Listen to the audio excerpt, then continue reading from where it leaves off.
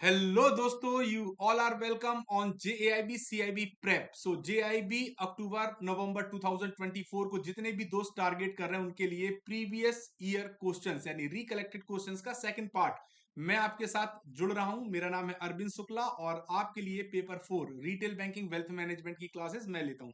सो दोस्तों, आज की हमारी क्लास का जो पहला क्वेश्चन है, प्रीवियस ईयर क्वेश्चन है, can an overdraft facility be availed in a minor saving account. यानी माइनर्स के द्वारा जो सेविंग अकाउंट की फैसिलिटी प्रोवाइड की जाती है उसमें क्या आप ओवरड्राफ्ट की फैसिलिटी को अवेल कर सकते हैं। पहला ऑप्शन है yes, a minor can avail an overdraft facility in their saving account. पहला स्टेटमेंट कहता है कि हाँ, एक माइनर ओवरड्राफ्ट फैसिलिटी को अवेल कर सकता है उसके सेविंग अकाउंट में। No, overdraft facility is not available for minors account. यानी माइनर के सेविंग अकाउंट पे ओडी की फैसिलिटी नहीं होती है। And overdraft facility is available for minor with the parental consent. चौथा है the availability of an overdraft facility for minor account varies among bank. यानी बैंक टू बैंक वेरी करती है ये सुविधा। तो देखो यहाँ पे अगर हम बात करें दोस्तों, तो बिल्कुल इजी क्वेश्चन है और ये आपके एग्जाम में पूछा गया है 2024 में कि किसी माइनर अकाउंट पे क्या ओडी की फैसिलिटी अवेल कर सकता है माइनर। तो आपका सीधा आंसर होना चाहिए कि नहीं। ओडी ओडी की फैसिलिटी माइनर्स के सेविंग अकाउंट पे अवेलेबल नहीं होती है। यानी यहां पर आपका आंसर हो जाएगा only second. So only second is your correct answer. ठीक है दोस्तों। Now generally minors are not eligible to avail of an overdraft facility in their saving account. आमतौर पर जो माइनर्स होते हैं उनको सेविंग अकाउंट पर, उनका जो माइनर्स का सेविंग अकाउंट है उस पर ओवरड्राफ्ट की सुविधा नहीं दी जाती है। Overdraft facility are typically offered to adult who meet certain eligibility criteria। यानी एडल्ट्स को ये सुविधा दी जाती है बट उसको भी तभी दी जाएगी जब वो कुछ क्राइटेरिया को मीट करेगा। सफिशियंट क्रेडिट वर्दीनेस होना चाहिए। तो बहुत सारी चीजें हैं वहां देखी जाती है। बेसिकली करंट अकाउंट पर ओडी की सुविधा प्रोवाइड की जाती है।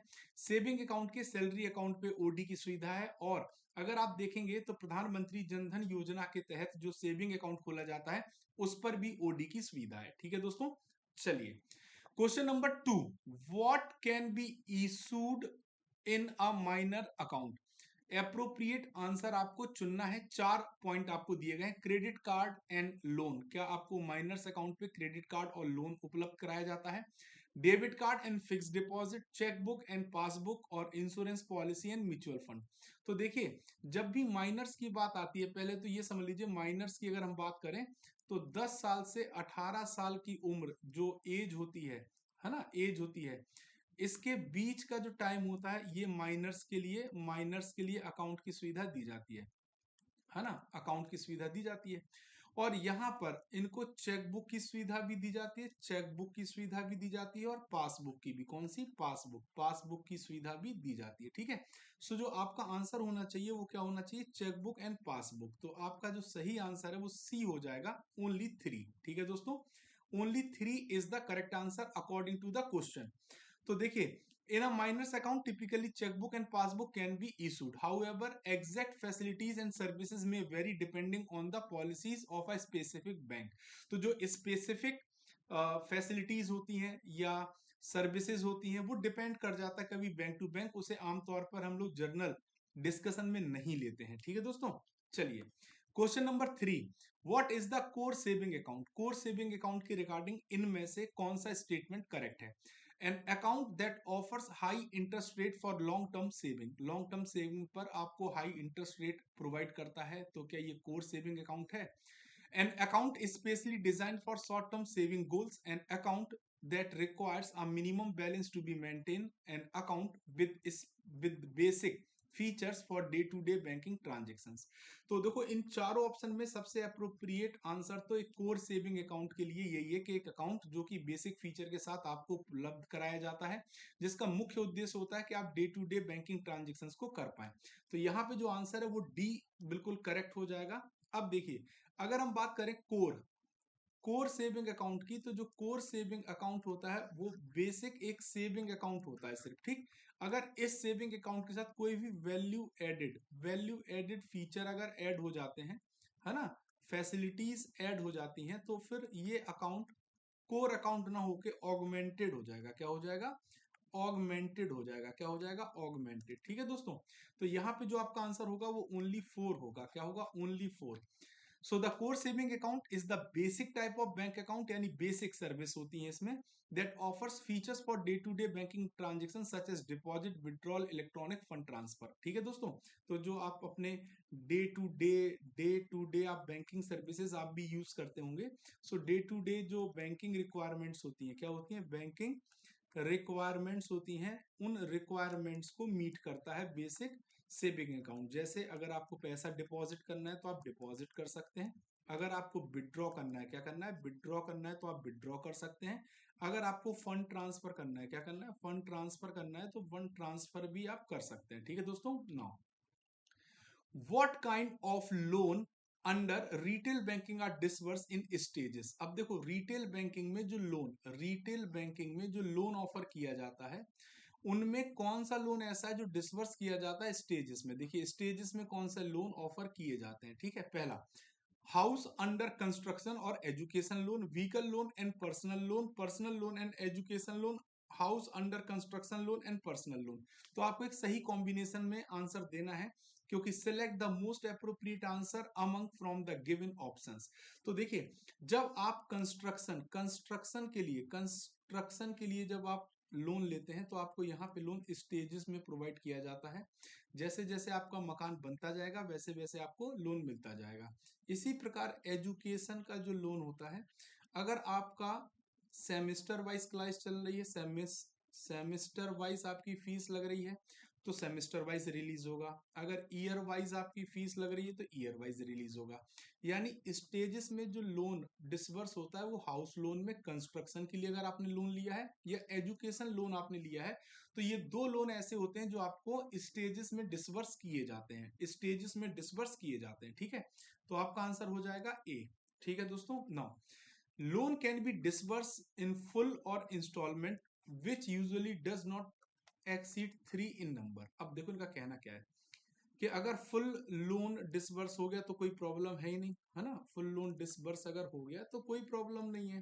ठीक, लेकिन अगर स्टेजेस में आपको लोन प्रोवाइड किया जा रहा है, तो आपको मैक्सिमम 3 इंस्टॉलमेंट में आपको लोन प्रोवाइड किया जाएगा, ये इनका कहना है। In case of under construction property, अगर आप कंस्ट्रक्शन प्रॉपर्टी का कर रहे हैं, the disbursement is in instalment based on progress of construction. मैंने ऑलरेडी आपको बताया है कि अगर आप हाउसिंग लोन लिया है कंस्ट्रक्शन के लिए, तो जैसे जैसे आपका कंस्ट्रक्शन आगे बढ़ेगा, वैसे ही वैसे आपका क्या होगा? लोन डिसबर्स हो जाएगा। ठीक है, N assessed by the lender and not necessarily according to the developers agreement। ठीक है दोस्तों, नाउ क्वेश्चन नंबर 5 पे आ जाते हैं। Main difference between open ended and close ended fund is. Open ended और क्लोज एंडेड म्यूचुअल फंड के बारे में पूछा गया है। किसके बारे में पूछा गया है? म्यूचुअल फंड के बारे में। किसके बारे में पूछा गया? म्यूचुअल फंड के बारे में। तो आपको एक अप्रोप्रिएट सिलेक्ट करना है आंसर। पहला है open ended fund have maturity date while close ended fund do not. Open ended fund are listed in stock exchange while close ended fund are not. Investors can buy and sell units of close-ended fund from the AMC Assets Management Company, while open-ended fund can only be traded on the stock exchange. Close-ended fund can only be invested in equities, while open-ended fund can invested in a variety of assets class। तो अब देखिए, आपको open ended fund और close ended fund के बारे में बताना है, तो यहाँ पे जो सबसे ज्यादा अप्रोप्रिएट आंसर है वो है सी। जब भी हम ओपन एंडेड जब भी हम ओपन एंडेड फंड की बात करेंगे, एंडेड म्यूचुअल फंड की बात करेंगे, किसकी? म्यूचुअल फंड की बात करेंगे, तो ओपन एंडेड जो म्यूचुअल फंड होता है, उसको आप ट्रेड कर सकते हैं स्टॉक एक्सचेंज के थ्रू। किसके थ्रू? स्टॉक एक्सचेंज के थ्रू। और जो क्लोज एंडेड फंड होगा वो आप एएमसी से बाय करेंगे। तो आपका जो परफेक्ट आंसर है वो सी है। क्या है दोस्तों? C. Investors can buy and sell units of close-ended fund from AMC, which while open-ended fund can only be traded on the stock exchange। ठीक है दोस्तों, सो मेन डिफरेंस तो यही होता है। क्लोज एंडेड फंड में also have a fix number of shares, while open ended fund can issue new shares is needed. Question number 6 क्या कहता है, देखिए प्रीवियस ईयर के पूछे गए क्वेश्चन है, बहुत इंपॉर्टेंट है क्योंकि यहां से आपकी प्रिपरेशन की रेंज पता चलती है। So who introduce the RuPay card, select the most appropriate answer among from the given option. अब रूपे कार्ड किसके द्वारा लॉन्च किया गया? पहला ऑप्शन है रिजर्व बैंक ऑफ इंडिया, दूसरा स्टेट बैंक ऑफ इंडिया, तीसरा एनपीसीआई और चौथा है ministry of finance, government of India. So आप सभी को पता है कि जो रूपे है वो एनपीसीआई का प्रोडक्ट है। किसका प्रोडक्ट है? NPCI, national payment corporation of India का। सो सी आपका यहाँ पे करेक्ट आंसर हो जाएगा। ये क्वेश्चन ऐसे हैं जो वन लाइनर वाले हैं। C is the correct answer. So RuPay card was introduced by the National Payment Corporation of India, which is an initiative of Indian government to provide a domestic payment network that is accessible to all bank and financial institution in India. RuPay के आने से सबसे बड़ा फायदा क्या है, क्यों इसको अप्रोच को लाया गया? देखिए अभी तक हम लोग क्या करते थे, वीजा और मास्टर कार्ड को हम लोग यूज करते थे, है ना। और ये दोनों ही कार्ड कैसे हैं? फॉरेन कार्ड है। सो हमें इनके द्वारा जो हम सर्विसेज लेते हैं इसके लिए हमें पे भी करना होता है, ठीक। अब अगर हमारा रूपे, डोमेस्टिक रूपे पेमेंट गेटवे या पेमेंट नेटवर्क आ गया, तो ये सर्विस पहले तो जो हमारी डिपेंडेंसी थी इनके ऊपर वो कम हो गई, और हमारा जो पेमेंट फॉरेन एक्सचेंज में जा रहा था वो भी कम जाएगा, पहला केस। दूसरा, अगर हम अपने रूपे को फॉरेन में है ना, फॉरेन में पॉपुलर कर देते हैं, क्या कर देते हैं? पॉपुलर कर देते हैं, तो हमें भी फॉरेक्स मिलेगा, है ना, सर्विस के फॉर्म में हमें फॉरेक्स मिलेगा। तो मल्टीपल बेनिफिट्स हैं रूपे कार्ड के आने से। और RuPay is the product of NPCI, national payment corporation of India. Now question number 7 क्या कहता है, what is the full form of FOIR? FOIR सभी ने पढ़ा होगा, 2 बार पूछा गया क्वेश्चन है ये, शायद इस बार भी पूछा गया था। एफओआईआर का फुल फॉर्म आपको बताना है, fixed obligation to income ratio, fixed overhead to investment ratio, fund outflow to income ratio और front office integration and reporting. तो देखिए आपको बता दें पहले तो, F O I R is related to banking. ये किससे रिलेटेड है दोस्तों? बैंकिंग से रिलेटेड है। और एफ का फुल फॉर्म होता है फिक्स्ड, क्या होता है दोस्तों? फिक्स्ड। ओ का फुल फॉर्म होता है ऑब्लिगेशन, क्या होता है दोस्तों? ऑब्लिगेशन। आई का होता है इनकम, क्या होता है दोस्तों? इनकम। और आर का होता है रेशियो, क्या होता है दोस्तों? रेशियो। तो आपका जो ऑप्शन होगा वो पहला सही हो जाएगा, ओनली ए, पहला केस। दूसरा, एफ ओ आई आर होता क्या है? जैसे मान लीजिए कोई बैंक है, और अगर बैंक किसी भी व्यक्ति को लोन प्रोवाइड कर रहा है, किसी भी व्यक्ति को क्या प्रोवाइड कर रहा है? लोन। तो लोन की ईएमआई कितनी होगी, ये किस आधार पर डिसाइड होगा? कि इनके पास जो भी इनकम आ रही है, एप्लीकेंट के पास जो भी इनकम आ रही है, उसमें से इनके जो फिक्स एक्सपेंसेस हैं, फिक्स्ड एक्सपेंसेस को हटाकर जो remaining amount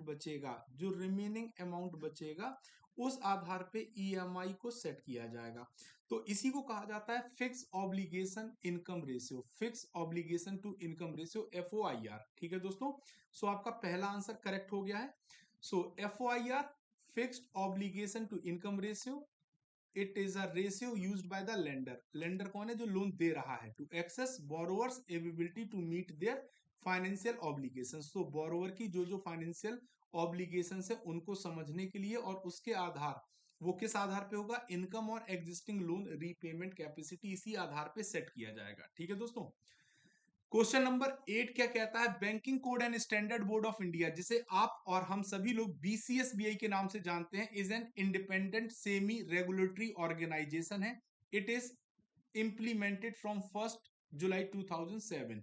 It is a voluntary code of conduct of bank for individuals for compliances of promise made by bank under retail banking to the customer, statutory authority for punishing bank, और D both A and B।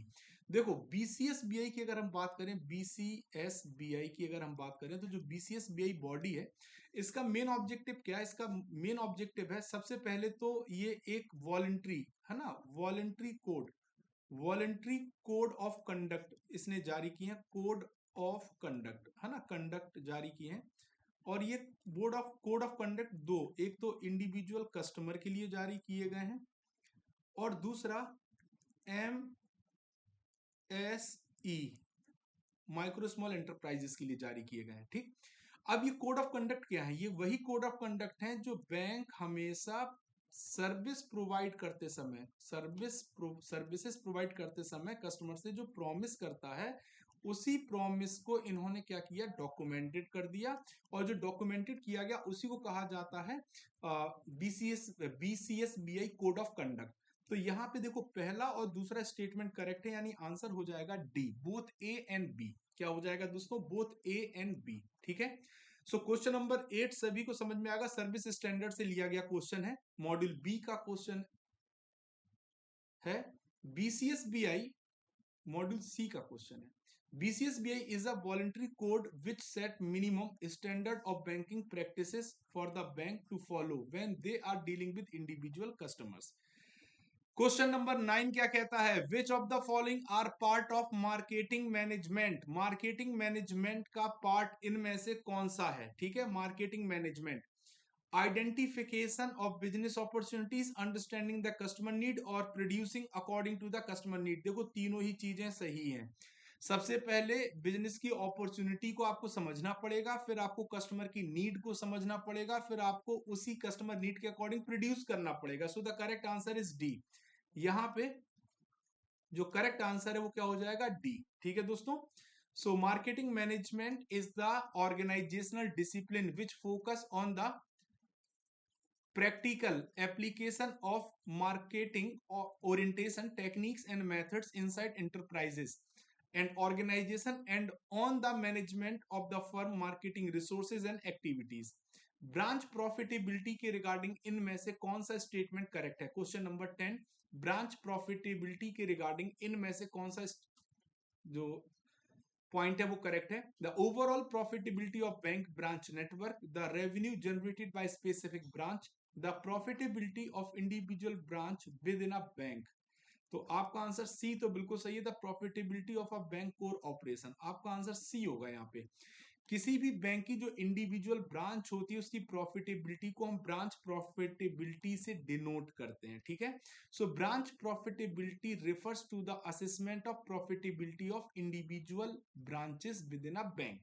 It involved evaluating the revenue and expense and overall financial performance of each branch that determine its contribution to the bank's profitability. इसका जो contribution होगा वो bank profitability में count किया जाता है। ठीक है दोस्तों। Question number 11, what is leverage ratio? Leverage ratio क्या होता है? सो पहला स्टेटमेंट है, a ratio that measures companies ability to meet its short term डेब्ट obligation, a ratio that indicate the proportion of debt in a company capital structure, a ratio that measures the profitability of company's operation, a ratio that assess the efficiency of a company's assets utilization. चलिए फटाफट बताना question number 11। तो simple सी बात है, जब भी आप याद रखिएगा व्हेन, जब कभी भी आपको अगर लिवरेज की बात आ जाए तो इसको आप हमेशा डेप्थ से जोड़ दीजिएगा। तो एक रेशियो ऐसा जो कि इंडिकेट करता है कि कितना कंपनी ने डेप्ट लिया है अपनी कैपिटल स्ट्रक्चर में, तो आपका जो आंसर हो जाएगा वो बी हो जाएगा। इस क्वेश्चन का क्या हो जाएगा? बी। अब देखो लिवरेज के बारे में समझ लेते हैं। लिवरेज रेशियो एक फाइनेंशियल मैट्रिक्स होती है जो कि इंडिकेट करती है प्रोपोर्शन ऑफ डेप्ट in a company's capital structure. Company की कैपिटल स्ट्रक्चर में डेप्ट का कितना पोर्शन है वो लिवरेज रेशियो बताता है। सो compares a company's total debt to its equity to access the level of financial leverage used by the company. ठीक है दोस्तों। क्वेश्चन नंबर 12 क्या कहता है? चलिए question number 12, stage which are followed in securitisation. Securitisation में कौन कौन सी स्टेज फॉलो की जाती हैं? Sale of liquid assets to special purpose vehicle, loan amount is repaid by the retail consumers और investors buying securities and both A and C. So सबसे पहले तो आप लगा दीजिए ए और सी सही है, यानी आपका क्वेश्चन नंबर 12 का डी आंसर सही है। अब देखो जब भी सिक्योरिटाइजेशन, जब कभी भी सिक्योरिटाइजेशन की बात आती है, सिक्योरिटाइजेशन की बात आती है तो सिक्योरिटाइजेशन में हमेशा दो स्टेज होती हैं, दो स्टेज होती हैं। पहली स्टेज में बैंक के पास जो एसेट्स होते हैं, बैंक के पास जो होमोजीनियस एसेट्स होते हैं, हमेशा होमोजीनियस एसेट्स या ग्रुप ऑफ एसेट्स को सेल किया जाता है। स्पेशल पर्पस व्हीकल को क्या किया जाता है, सेल कर दिया जाता है। ठीक है दोस्तों, फिर क्या होता है, स्पेशल पर्पस व्हीकल उन एसेट्स को किस में कन्वर्ट कर देता है, सिक्योरिटीज में। किसमें, सिक्योरिटीज में कन्वर्ट कर देता है और इन्वेस्टर्स को ऑफर करता है। किसको ऑफर करता है, इन्वेस्टर्स को। तो ये दो स्टेप होते हैं सिक्योरिटाइजेशन में, और इसीलिए आपका जो डी आंसर है वो करेक्ट हो जाएगा। क्या हो जाएगा, D is your correct answer. So stage which are followed in securitization: first, there is a sale pool of assets to the special purpose vehicle, generating cash flow from the assets or pool of assets to the third party investors by issuance tradable debt or securities। ठीक है दोस्तों, question number 13 क्या कहता है, question number 13 कहता है what are the white लेवल ATM. White लेवल एटीएम सभी लोग जानते होंगे, ब्राउन लेवल एटीएम सभी लोग जानते होंगे, तो आपसे पूछा गया व्हाइट लेवल। तो व्हाइट लेवल एटीएम सबसे पहले मोटे तौर पे हम समझ लेते हैं। व्हाइट लेवल एटीएम वो एटीएम होते हैं जो नॉन बैंकिंग फाइनेंशियल कंपनीज या नॉन बैंकिंग एंटिटीज के द्वारा भारत में रन किए जाते हैं।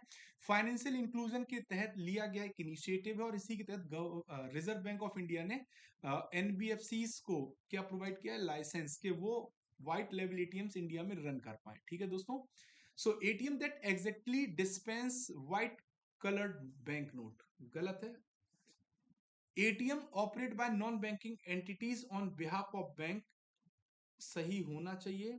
ATMs that are only accessible to the individual with white debit card, ATM that offers a wide range of banking services, गलत है। तो आंसर हो जाएगा आपका बी। देखो, बिहाफ ऑफ बैंक का मतलब क्या है, जो भी एनबीएफसी और नॉन बैंकिंग एंटिटी, आप ऐसे भी लिख सकते हैं, नॉन, जो बैंकिंग एंटिटी है, नॉन बैंकिंग एंटिटी है, वो एंटिटी अगर एटीएम को रन करती है तो इस एटीएम को कहा जाएगा व्हाइट लेवल एटीएम्स। पहले तो ये ठीक है, क्लियर। अब इन एनबीएफसी को फंड, एटीएम में जो फंड यूज होता है, जो पैसा यूज होता है, वो पैसा कहाँ से मिलता है, बैंक से ही मिलता है। किससे मिलता है, बैंक से ही मिलता है। तो बैंक के बिहाफ पे एनबीएफसी एटीएम को रन कर रहे होते हैं। B is the correct answer. ठीक है दोस्तों, सो व्हाइट लेवल ATMs that are operated by non banking entities, these entities are regulated to provide ATM services under the guidance and regulation of Reserve bank of India. किसकी guidance में, Reserve bank of India की guidance में ये white लेवल ATMs को run किया जाएगा। Question number 14 क्या कहता है, what did the RBI replace the basic saving bank deposit account as per guidelines that dated on 10th August 2012। आपको बताना है इनमें से वो कौन सा अकाउंट है जिसको अगस्त 2012 में आरबीआई ने बीएसबीडीए में कन्वर्ट कर दिया। तो अगर आपने फाइनेंशियल इंक्लूजन पढ़ा है तो आपको पता होगा, सबसे पहले नो फ्रिल सेविंग अकाउंट्स को रन किया जा रहा था। इन्हीं नो फ्रिल सेविंग अकाउंट्स को अगस्त 2012 में आरबीआई ने बीएसबीडीए में कन्वर्ट कर दिया, और बीएसबीडीए का फुल फॉर्म क्या था, basic saving bank deposit account, बुनियादी बचत बैंक जमा खाता। ठीक है, और अब यही बीएसबीडीए अकाउंट प्रधानमंत्री जनधन योजना के तहत खोले जा रहे हैं। ठीक है दोस्तों, तो आपका जो आंसर होगा वो बी होगा, no frill account. There is no requirement of any frill, no balance, no document, यानी नो फ्रिल अकाउंट में आपको केवाईसी में रिलैक्सेशन प्रोवाइड किया गया था। ठीक है दोस्तों, चलिए क्वेश्चन नंबर 15 क्या कहता है, during which stage of the product life cycle do sale reach their peak and competition is fierce with profit margin beginning to decline. ठीक है, देखो अब यहाँ पे क्या कहना है, सबसे पहले तो आप आंसर लगा दो मैच्योरिटी। देखो, जब भी आप प्रोडक्ट लाइफ साइकिल का चित्र देखेंगे, ग्राफ, प्रोडक्ट लाइफ साइकिल, ठीक है, लिख दूं प्रोडक्ट लाइफ साइकिल। ठीक है दोस्तों, तो प्रोडक्ट लाइफ साइकिल में है क्या कि आपको 4 स्टेज होती है।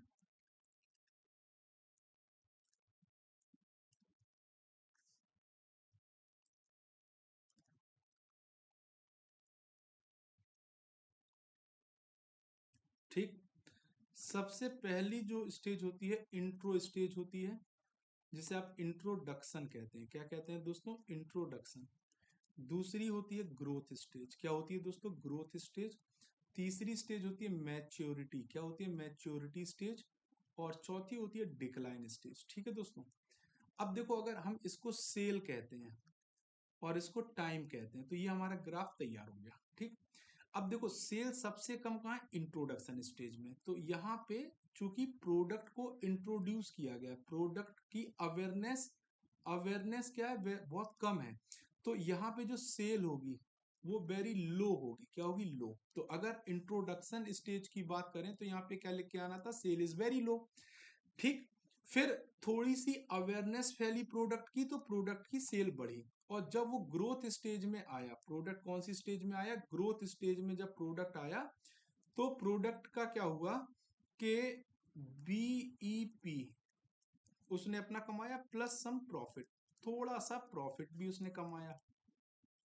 ठीक है, बट जब मैच्योरिटी स्टेज में प्रोडक्ट पहुंचा तो यहाँ पे अगर आप देखो तो सेल सबसे ज्यादा मैक्सिमम इसी पॉइंट पे है। तो जो सेल होगी वो पीक पे होगी, पीक पे होगी, पीक का मतलब सबसे मैक्सिमम कितनी होगी, मैक्सिमम। तो जो मैक्सिमम सेल होगी वो कहाँ पे होगी, मैच्योरिटी स्टेज में। तो आपका आंसर क्या हो जाएगा दोस्तों, सी इज योर करेक्ट आंसर। आपका सही आंसर क्या हो जाएगा, सी। इसके बाद अगर प्रोडक्ट पे ध्यान नहीं दिया गया तो प्रोडक्ट डिक्लाइन स्टेज में जाएगा, यानी उसकी सेल फिर डिक्लाइन डाउनवर्ड जाएगी। सो डिक्लाइन में क्या होती है, जो सेल होती है वो क्या हो जाती है, डाउन हो जाती है। क्या हो जाती है, डाउन। ठीक है, तो आपका आंसर हो गया maturity is the correct answer. So यहाँ पे अगर आप देखोगे तो सेल सबसे ज्यादा इस स्टेज में है और this stage known as maturity. क्या कहलाती है, मैच्योरिटी। ठीक है, सो ये प्रोडक्ट लाइफ साइकिल से रिलेटेड क्वेश्चन का आंसर।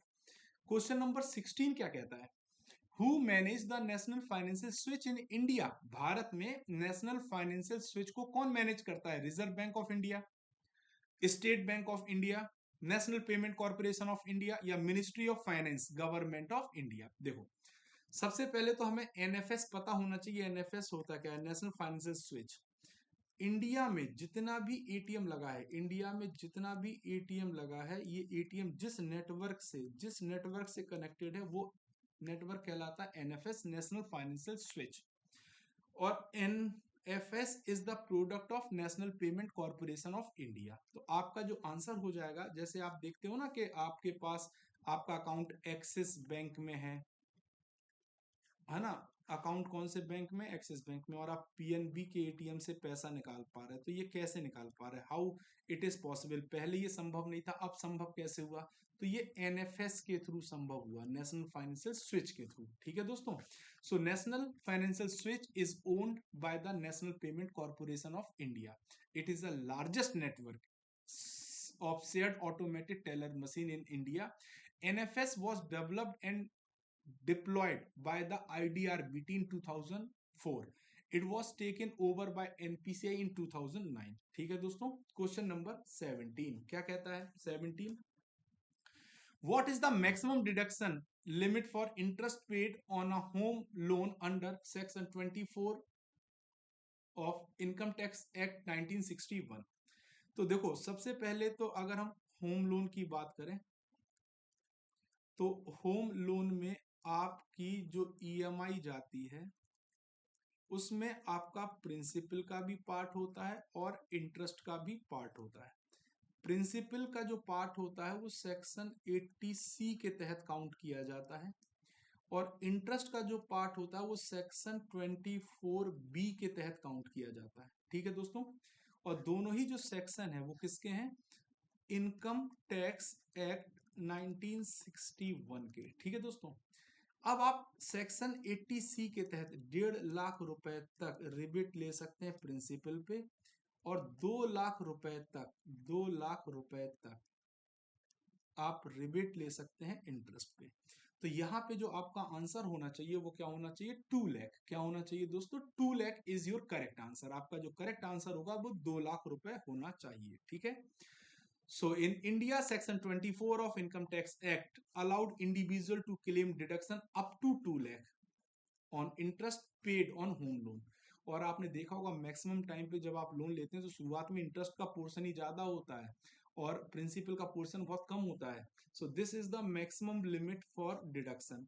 एडिशनली इसके अलावा भी सेक्शन 80EE के तहत अगर आप फर्स्ट टाइम होम बायर हैं तो आपको 50,000 रुपए का और क्या मिल जाएगा, डिडक्शन मिल जाएगा इंटरेस्ट पे। ठीक है दोस्तों, 24 के अलावा।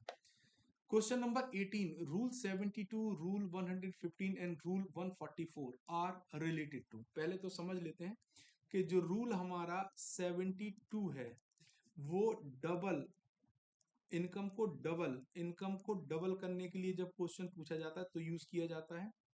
रूल जो 115 है वो ट्रिपल करने के टाइम इनकम की जब बात आती है तो उसको पूछा जाता है।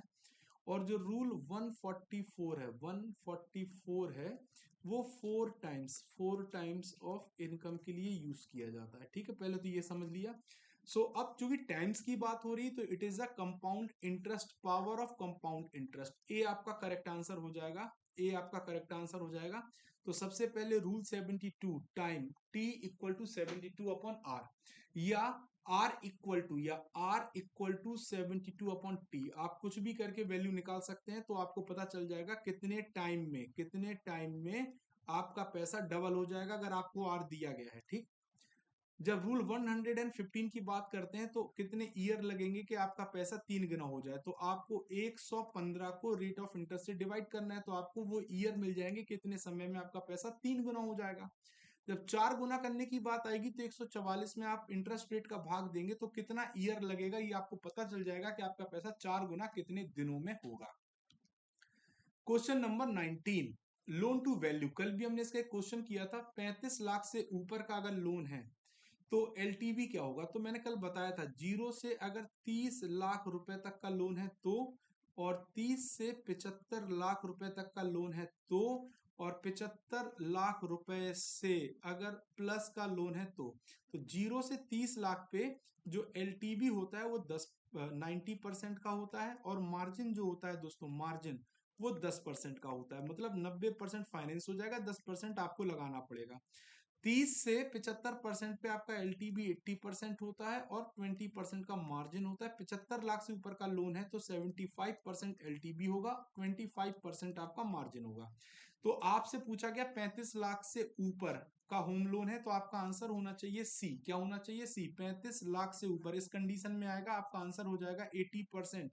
80% तक का आपको एलटीवी मिल जाएगा। ठीक है दोस्तों, चलिए question number 20, a company has an operating profit of rupees 5 lakh and interest and tax rupees 1 lakh, what is the net profit. देखो, जब आपको ऑपरेटिंग प्रॉफिट दिया गया है, क्या दिया गया? ऑपरेटिंग प्रॉफिट आपको दिया गया है, और ये कितना है दोस्तों? 5 लाख। कितना है? 5 लाख। और इंटरेस्ट प्लस टैक्स आपको दिया गया है 1 लाख। कितना दिया गया दोस्तों? 1 लाख। तो नेट प्रॉफिट आपसे पूछा गया, नेट प्रॉफिट का फॉर्मूला क्या होता है? बस अगर फॉर्मूला याद है तो आप आंसर निकाल देंगे। Operating profit minus tax plus interest, आपको यही करना है। तो आपका 5 लाख में से अगर आप 1 लाख को घटा देते हैं तो आपको मिल जाएगा 4 लाख रुपए। तो आपका जो आंसर हो जाएगा वो बी हो जाएगा। क्या हो जाएगा? B is your correct answer. ठीक है, सो आपको फॉर्मूला याद होना चाहिए दोस्तों, फॉर्मूला बेस्ड क्वेश्चन आता है और हम वहीं हार जाते हैं। अब आपको बताना एसेट्स, लायबिलिटी और बैंक कैपिटल में कौन सा रिलेशन ऐसा है जो करेक्ट है। देखो, एसेट्स का मतलब होता है वो पैसा जो बैंक ने लोन के तौर पे दिया। अब लाइबिलिटी बैंक का अपना पैसा। अब देखो, बैंक जो भी लोन में देगा दो ही तरीके से देगा, या तो वो बोरोइंग करेगा या फिर वो अपना पैसा लगाएगा, है ना, बैंक की कैपिटल लगाएगा, यही लगाएगा कि नहीं। तो एसेट्स बराबर क्या होगा? बोरिंग का पैसा होता है बैंक की लाइबिलिटी। क्या होता है? लाइबिलिटी जो पे करनी, प्लस बैंक कैपिटल हो जाएगा। और आपका जो आंसर है एसेट्स बराबर क्या हो जाएगा? एसेट्स बराबर लाइबिलिटी प्लस बैंक कैपिटल, आपका सी करेक्ट आंसर हो जाएगा। क्या हो जाएगा? सी इज योर करेक्ट आंसर। ठीक है, नाउ अब आ जाते हैं क्वेश्चन नंबर 22 पे। If company A has 1 crore sale is 1 crore, cost of good sold is 60 lakh, इकाई दहाई सैकड़ों हजार lakh 10 lakh, 60 lakh. So what is a gross profit? तो ग्रॉस प्रॉफिट तो आराम से निकाल देंगे। ग्रॉस प्रॉफिट का जो फॉर्मूला होता है वो टोटल सेल, जो टोटल सेल आपकी होगी उसमें से कॉस्ट ऑफ गुड सोल्ड को घटा देंगे तो आपका आंसर आ जाएगा। कैसे आ जाएगा कि अगर आपका 1 CR की सेल है और 60 लाख का आपका क्या है कॉस्ट ऑफ गुड्स सोल्ड, तो आपका क्या बचा 40 लाख आपका बचा। अब आपको परसेंटेज में वैल्यू दी गई है और यहाँ वैल्यू किस में आ रही है दोस्तों, यहाँ वैल्यू किस में दी गई है लाख में। तो आप आराम से निकाल सकते हैं जो 40 लाख अपॉन 1 करोड़ अगर आप कर दोगे तो आपका ग्रॉस प्रॉफिट निकल आएगा।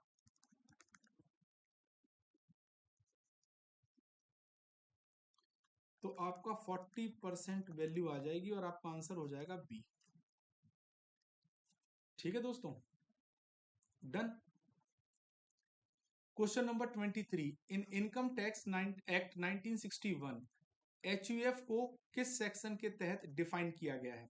तो ये क्वेश्चन बहुत फेमस है, बहुत ज्यादा चर्चा में रहा है। सेक्शन 231, किसी भी चाहे HUF हो, चाहे कोई कंपनी हो या कोई भी उसको इंडिविजुअल हो, एंटिटी माना गया और एंटिटी को सेक्शन 231 के तहत डिफाइन किया गया है।